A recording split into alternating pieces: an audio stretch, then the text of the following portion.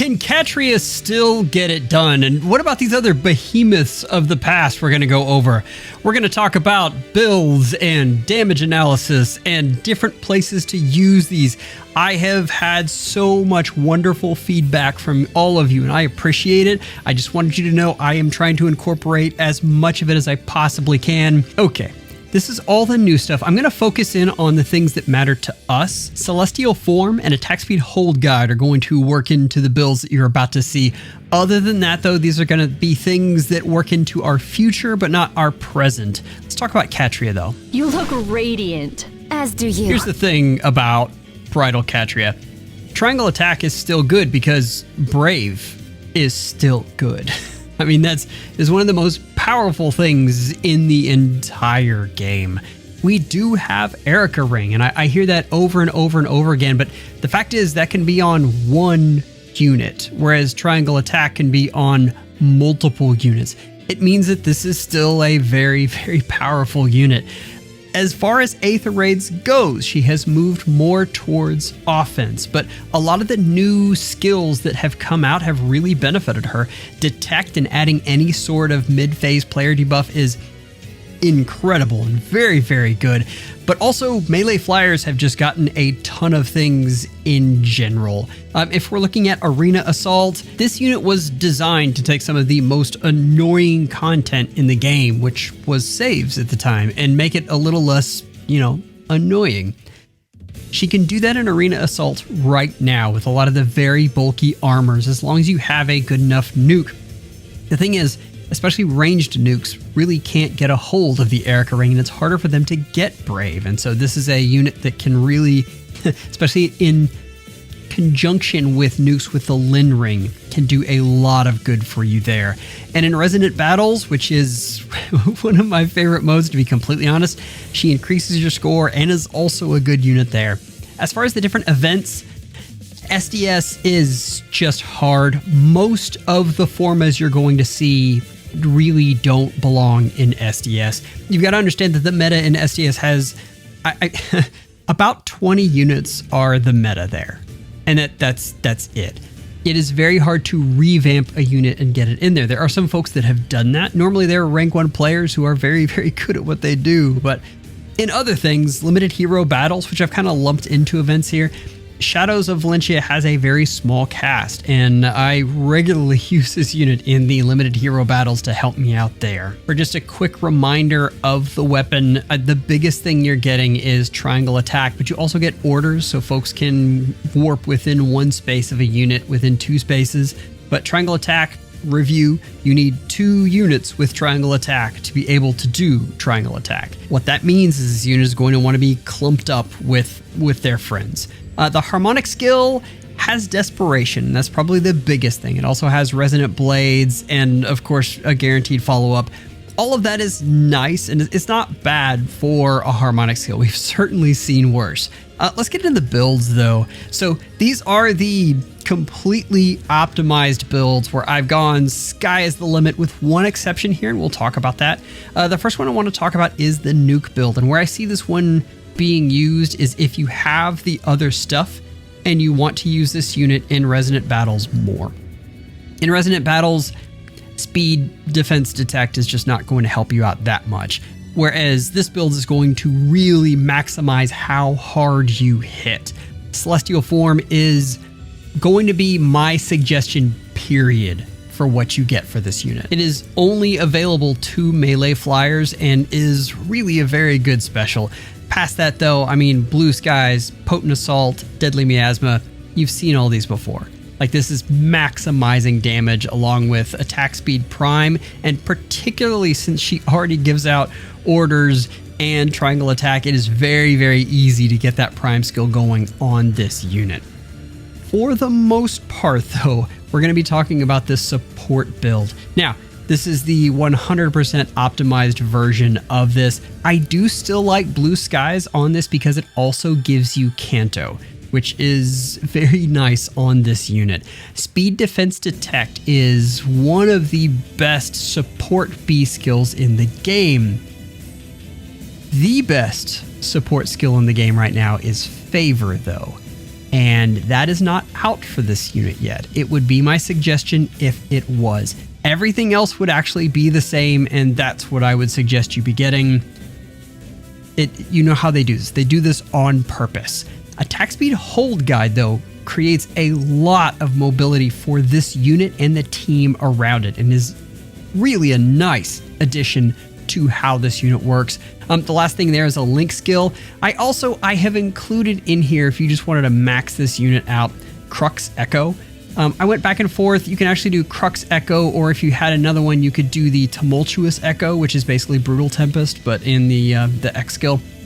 Crux Echo, though, as a support is criminally underrated, and the thing that we forget sometimes is that null follow-up isn't everywhere anymore. And so giving your slower units a follow-up attack is very powerful and helps the team out, as well as this unit. This 53 speed is probably good enough to do cleanup kills, but that's about it. As far as units that you want to pair this with, remember what you're thinking about is units that work well in a clump. You'll see Sakura and Plumeria all over this. For this unit, she does prefer Sakura because she gives out the flat DR as well, and most of the time this unit is going to be, again, in a lump of units, probably with Saviors is where she really excels. Past that, you have Emir, and the Miracle build is what I'm really looking at there. And then I have Lyn, and it has Lyn, but this is any unit that has the Lyn ring, and essentially being able to trigger Brave from that far away and also have Miracle from Emir is not as powerful as it once was, but is still powerful. We have units like BK that are hard to break through even now. So this is something that you can use, and as a team works very well together. Even if you're just using the nuke build, having all of these units together is very nice. When we look at the skills as a whole, if I'm looking for things that really make this unit tick, Speed, Defense, Detect would be my #1 priority, followed by Blue Skies. Both of those work together very well, looking at just that support build. If you're looking at the nuke build, Potent Assault and Blue Sky is just where it's at. So your A and B are going to be the things you really pay attention to. Even if you just got the A and B right on these, the rest of these are either common, or in the case of Celestial Form, you can always do Haze Slice, which is not, I don't like it as much, but it is still very good. So, and that's also in the codes, and so that makes that a bit easier. Past that, when we look at A skills, Trample gives you Desperation, but it doesn't give you as much true damage. Excel gives you more bulk, which is nice. And Crystalline Water is there in case you do want to res stack this unit. I don't have that build here because I don't see it as being that prevalent anymore. If you remember, that was a big deal when you were countering Elamine. If you could res stack this unit, then you could actually keep Elamine from, doing Elamine things. But that goes along with the Havoc skill that could go with this as well, which Havoc is interesting if you're doing this unit in Arena, which score-wise is difficult, but when you're talking about Arena Assault, that kind of changes the conversation. So keep that in mind. I still like Detect best, though. Past that, Momentum is a lot of fun on this unit, although it is last in the order of things that I would suggest to you. C skills. The C skill is always more about the team than it is the individual unit. And Attack Speed Hold Guide does a lot for this unit and for the team. And I think together that makes for a really nice finishing touch to how this unit works. But past that, I've got Brutal Tempest up here. Understand that Brutal Tempest and Endless Tempest, what it would depend on is if you got Blue Skies. If you got Blue Skies, then I would go with Endless Tempest over Brutal, because, you get an additional lull with Endless, and in Brutal you get additional Canto, but Blue Skies already gives you Canto. I do have Shadow Smite up here. I don't know, this unit would have preferred Shadow Swap, but we don't have that right now. Overall, though, I don't love the way this unit would work with Shadow Smite, but it is an option, particularly if you're going more for the Resonant Battles or Limited Hero Battles route. Deadly Miasma is up there.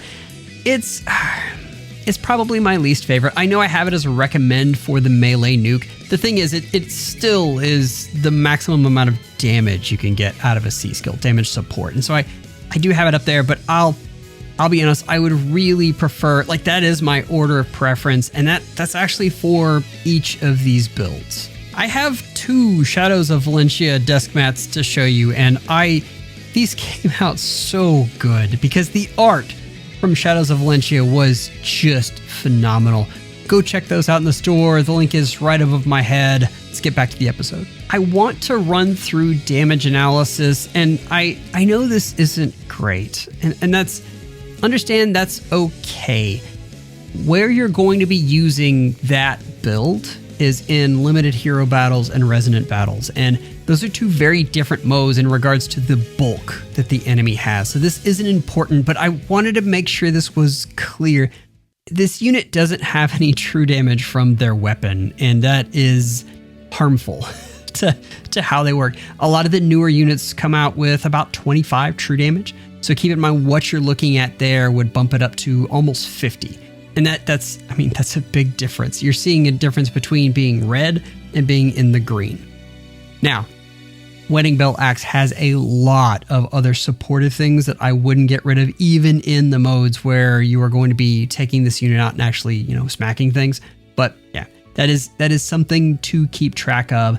And boosted damage is coming all from Celestial Formers based on this unit's speed. So this unit has decent speed, and 48 is not bad. You notice I have rearranged that with the advent of Arch Rival. So that has changed the way all of this works. What that really leads you into, though, is I would highly recommend the supportive build unless you already have these things. But I think this is going to be the way to go for you if you're a Bridal Catria fan, and I know a lot of you are. To recap, though, I think there are places to use this unit in Arena Assault. I think in Aether Raids Offense, there's some great places to use this unit. I don't think this unit belongs in SD, but I do think she has a place in limited hero battles and resonant battles as well. So keep that in mind. There are a lot of places you can use this unit. Our blessing upon you. You remember when Duma was the go-to nuke for every single mode. I mean, you use this unit everywhere. The Hardy Fighter Miracle build was my personal favorite. And the thing is, right now, we have units that have never had more ways that they can hit you more times than right now. It is absolutely nuts, and it is incredibly difficult to be a tank right now. Even when you go with Miracle builds, you have easy access to Brave effects that can let you hit 4 times. And if you combine that with Potent, then suddenly you're hitting 5 times. One of those is likely going to get through the Miracle that you have. So it makes this unit harder to use. If we look at Aether Raids, frankly, he just doesn't have the bulk. And the big units you're going to be comparing this to, like, does this unit survive Cam? Does this unit survive Erica? Does this unit survive... as far as ranged units, we have Veronica with her feud effect, and we have Unaka, and we have that new Crom that is ridiculous. So he's not really going to be able to hold up in Aether Raids right now. In Arena, the story's a little different, and one of the things that this unit has is enough bulk to survive the current version of the ranged units in Arena. A max score of 768 is also very respectable, and his duo button is really good, and honestly an underrated portion of this unit. If we move over into events, for SDS, I just had the Shadow trying to convince me that he could take this unit and get to rank 1 right now if he really wanted to, and I tend to believe him. So, particularly in SDS. But understand that is a little bit of a struggle, and the big thing you would be taking with you is that duo button. We'll talk a little bit more about that in a little bit. Limited hero battles. Actually, I use this unit regularly there as well, just because, again, Shadows of Valencia has a very small cast. We'll talk briefly about the kit here. The quick version of Ghostly Lantern is it has that wary effect where it basically denies follow-ups. And the problem is we do have a lot of player phase null follow-up. We just don't have a lot of full no follow-up. It also has Scowl in it, which is good, but with the amount of preempt pulse, you almost always want double Scowl if you really want to take advantage of it. Woeful Upheaval, you're just going to be replacing. This is a far save, and it has stuff that is not as good as the new Briar saves that we have out right now. As far as the duo skill, you neutralize penalties, you restore 30 HP, and you get an Omni Lull. For any combats that are multiple turns, this is very, very handy. 30 HP is actually quite a bit, and you can get a lot of use out of that. Let's look at the builds, though. So, all right. What we have here, I should go over the arena build first, because it's the easiest to describe. Essentially, you're maxing score, and you are making sure that you have something that inhibits warping.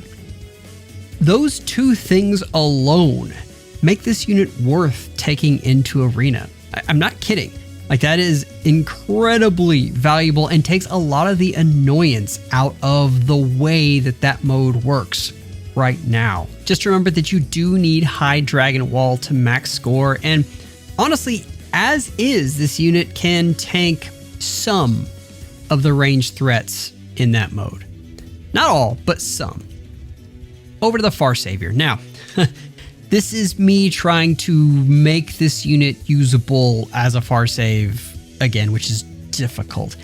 You notice I've got two skills that aren't available in the Hall of Forms, that's the Arcane Fel Arts and the Distant Counter Echo, and unfortunately those are pretty necessary for this unit to function.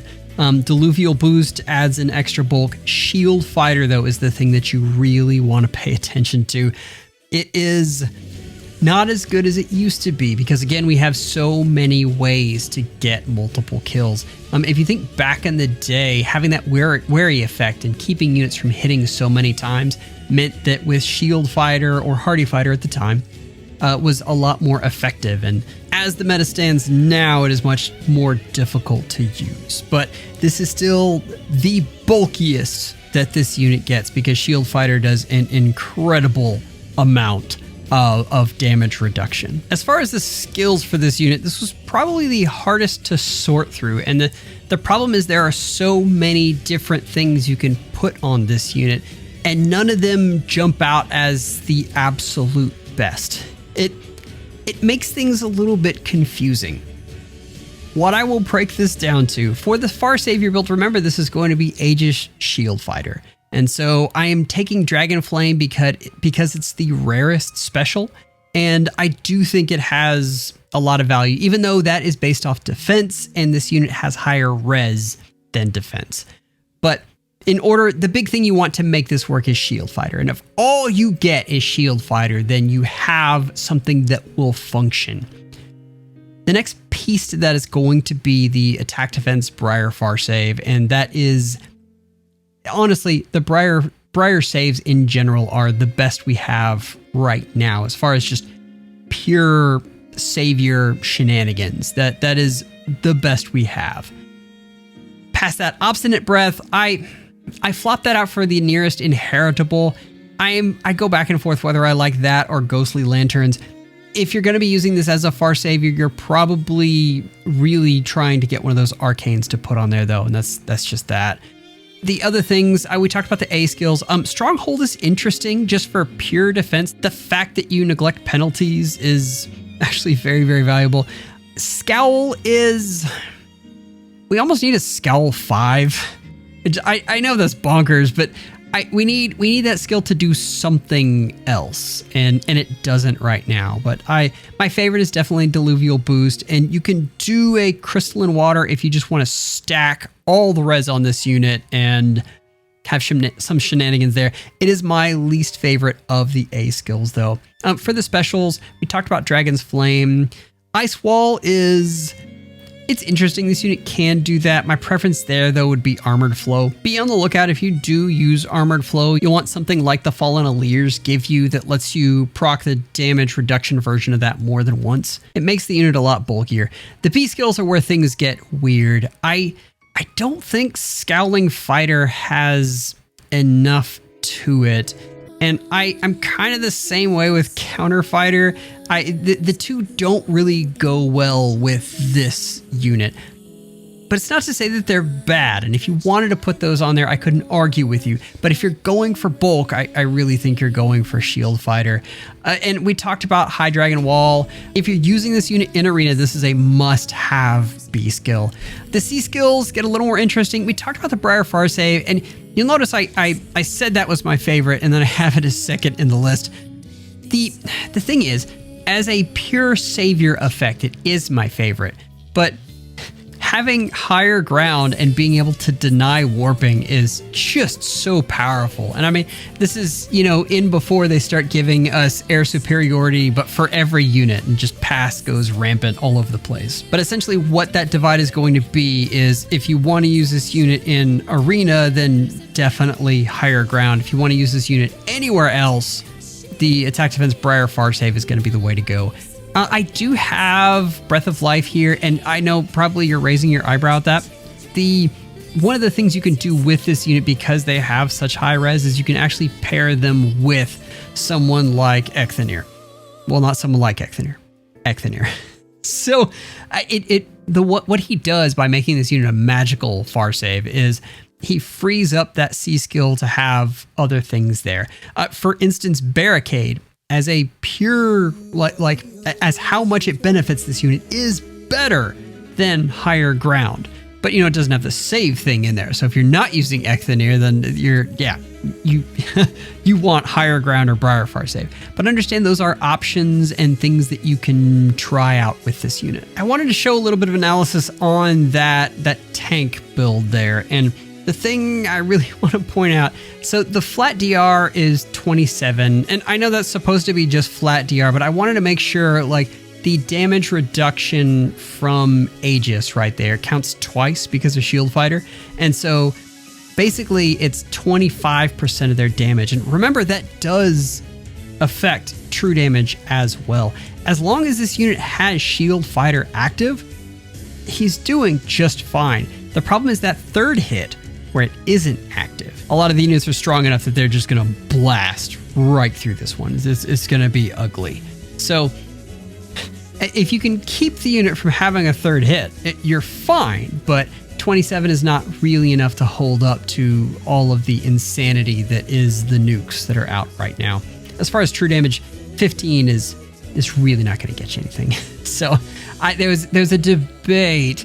I'm pretty sure if you gave this unit Erica Ring and then Hardy Fighter, there's a good chance Camilla comes in, and this is if this unit has Pavis, then this unit survives and then is able to kill back. But it should tell you something that I'm not positive on that, because the damage output on this unit is a little bit low. The last is the boosted damage of 32. So yeah, this is a tough sell right now because we don't have that go-to thing for tanks to survive. And as long as that's the case, these enemy phase units with holoforms is going to be a tough sell. All that negativity aside, there are definitely places you can use this unit. We just talked about Arena is a huge place you can use this unit. And Aether Raids is not, but also we have limited hero battles and a number of other different things you can do with this unit as far as PvE goes. This is a fun unit to have. He's just waiting for the next big armor thing that helps you tank units like Camilla, and we're all very scared as to what that is. You should pray. Celica was a scourge upon all of Arena for so long, and it's to the point, if you look at her refine, I still think it is better than most of the arcane weapons, which is nuts. It is really good in the meta right now. So there are some things we can do with this unit. They just aren't in Aether Raids. So that's unfortunate. In Arena, there are two things. You can still use this unit as a score bot, but you are going to have to work very hard on your duo units to make sure that they score enough to compensate. But I do think there's enough there that she can be used. But also, I think she does enough damage to be a cleanup unit, and the builds I'm going to show you here do make her an excellent bonus unit. So keep that in mind. In SDFs, she doesn't have enough roll compression. Like this unit is not competing in STS. In limited hero battles, I'm going to say it one more time.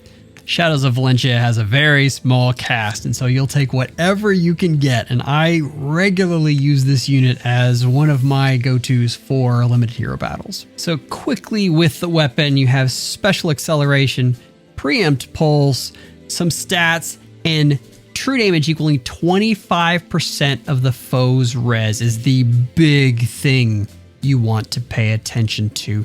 That is incredibly nice and keeps up with the standards of what we're looking at right now. If you look at a bulky unit, they're going to have around 100 res, effective res, but that's about where they're going to be at. So it's going to be about 25 true damage. Now, the problem is if you're taking this unit up against a unit that isn't very bulky. Strangely enough, this unit is going to have an easier time with some of the bulkier saves and some of the just units with no bulk. And then there's this middle ground with the Omni tanks, because they really have to focus more on speed, so they generally have lower res and defense, and she would definitely struggle with those. But I don't see a lot of those in Arena, and I think it's going to be the main use case for this unit.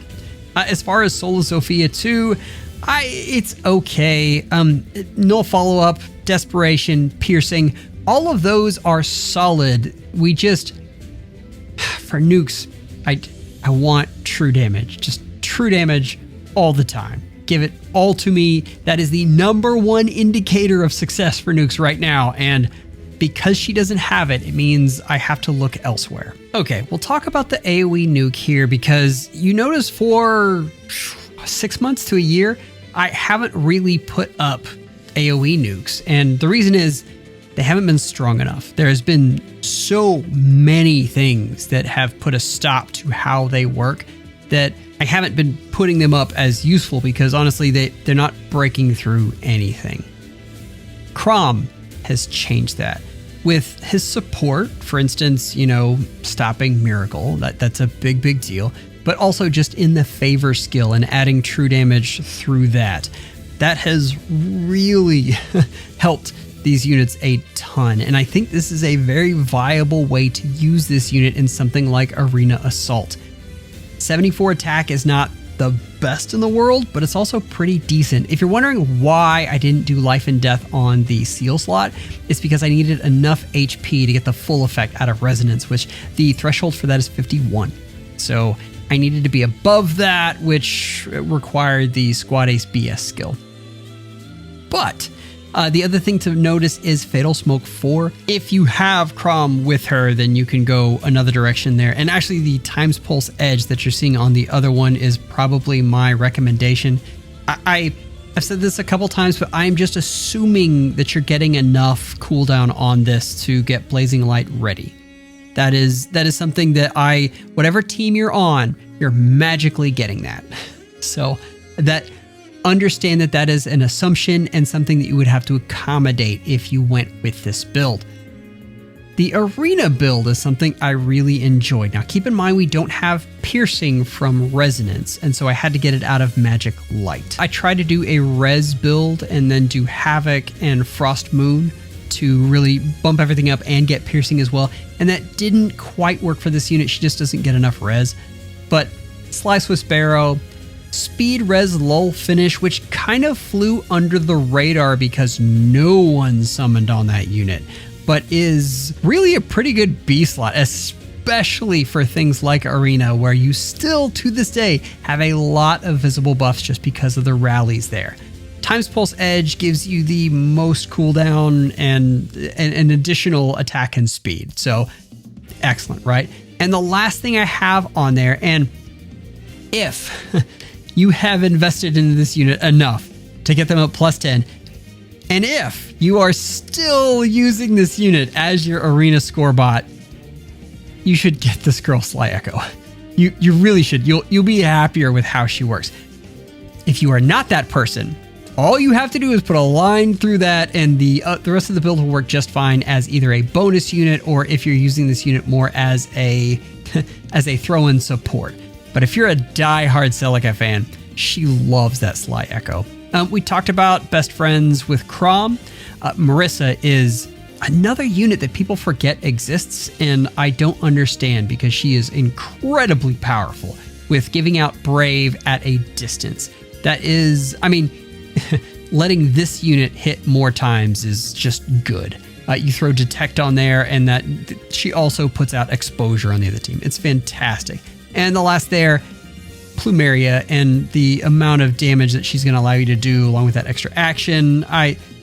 They go really, really well together. We're going to look at the HoF skills next, and this is a unit where Magic Light is very, very important.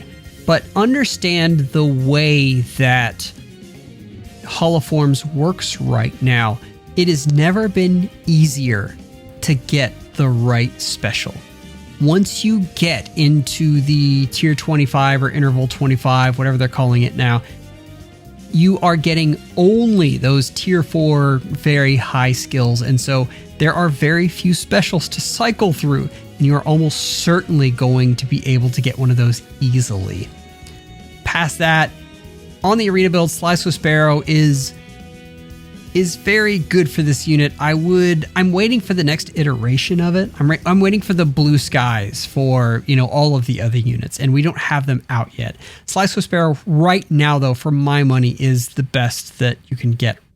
But I do have lots of questions about Slice with Sparrow versus Perfect Attack Speed. For a unit like this, that you are struggling to get the most out of your true damage that you possibly can. You are struggling just to get this unit to kill things. I have a hard time going away from anything that helps me do more damage. So that is why I often prefer Slice with Sparrow. But that is not to say that no follow-up isn't valuable. We just talked about how rare it is. The problem is with this, the way it works usually is that you're going to hit a unit and then they're going to hit you back. And if you survive, that's when no follow-up is good because you can hit back again. This unit isn't surviving that hit. it's not going to happen. So no follow-up is less critical for this unit. I'm not going to say it's not critical. You want it on this unit, but preference-wise, I prefer Slice with Sparrow. Past that, we talked about how good Speed Res Lull Finish was. Times Pulse Edge is excellent, and Attack Speed Finish gives you just a little more true damage because I sound like a broken record, but that is the thing you want to have right now. The AoE build is a little easier.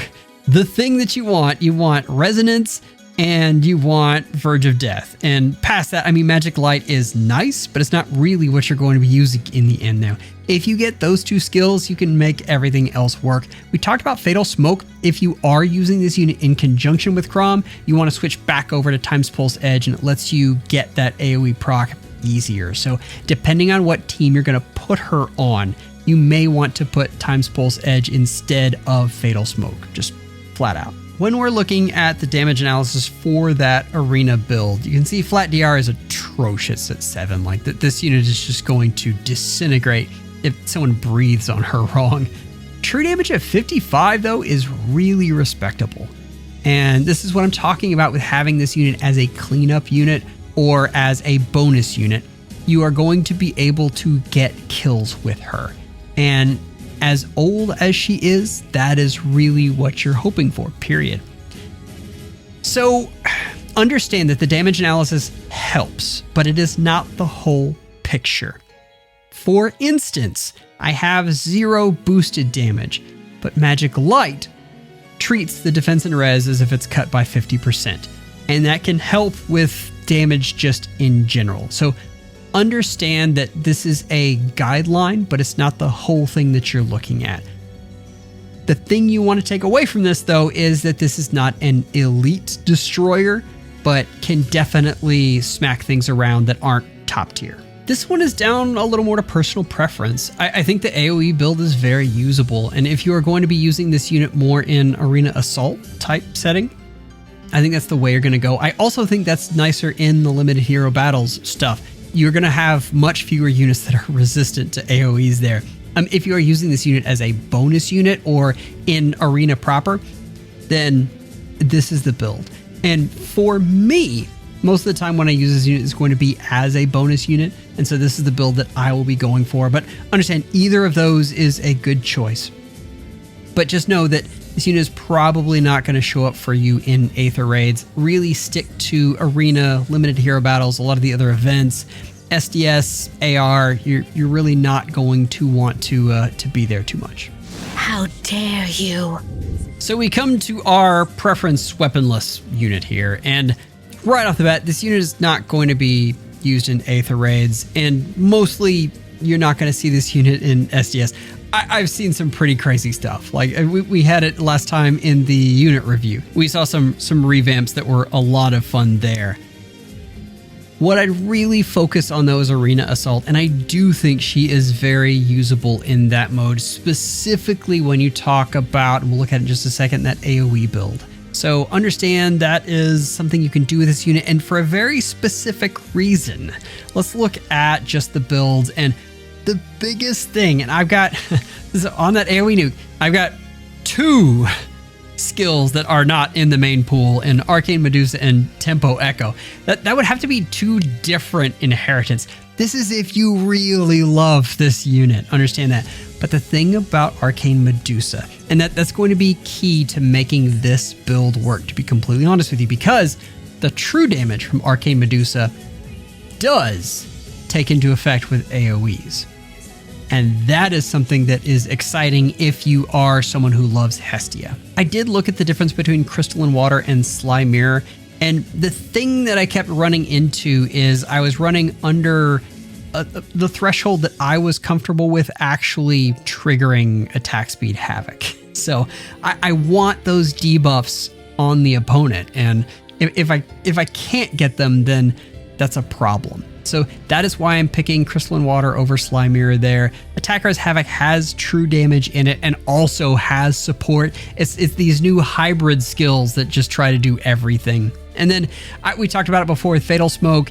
For AoE units, it's just so valuable and can really help you out a ton. Past that, what you should be asking is why Tempo Echo. So, if you remember, Crom actually has piercing that he gives out when he, changes your fate. So if you are supported with Crom, you can just ignore that altogether. But you do need piercing. So that is more of a reminder than telling you that you need that with this build. You need to be getting piercing on this unit, period. She needs it really badly. So over the nuke build, and this is Devoted Cup, which is not bad. There are 2 of them. I show the other one in just a second. This is probably my preference, and you do get true damage out of that. Magic Light that gives you piercing in this case. Sly Mirror, I have Attack Res Havoc again because I really think it's the best B skill for this unit. And then Time Pulse Helm in order to get cooldown. As far as the friends, you're probably going to see this a lot.